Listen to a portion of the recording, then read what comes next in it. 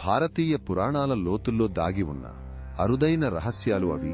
మనల్ని ఆశ్చర్యచకితులను చేస్తాయి. రాత్రిపూట ఆకాశంలో మినుకుమినుకుమనే నక్షత్రాల్లాగా ప్రతి కోణం ఒక కొత్త లోకాన్ని ఆవిష్కరిస్తుంది.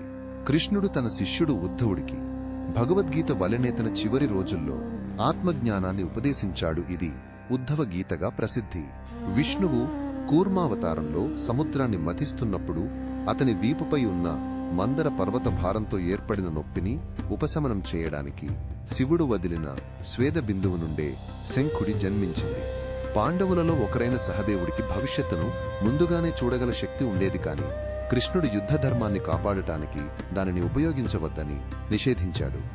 వాల్మీకి రామాయణంలో కుంభకర్ణుడు 6 నెలల పాటు నిద్రపోవడానికి బ్రహ్మ ఇచ్చిన శాపమే కాదు, దేవతల కోరిక మేరకు సరస్వతీదేవి అతని నోటిలో ప్రవేశించి నిద్ర వరాన్ని కోరేలా ప్రేరేపించిందని తెలుసా?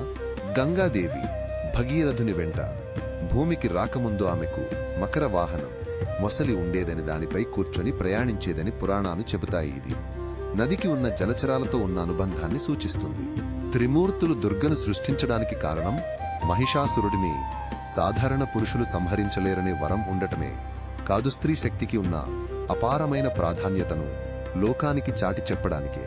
పరశురాముడు తన శిష్యుడైన కర్ణుడికి గురువు తన విద్యను ఉపసంహరించుకోవడానికి కారణం కర్ణుడు బ్రాహ్మణుడు కాదని అబద్ధం చెప్పడమే కాదు, భవిష్యత్తులో ధర్మానికి హాని కలిగించగల శక్తిని గ్రహించి అటువంటి అబద్ధాలకు శిక్షగా శాపాన్ని ఇచ్చాడు.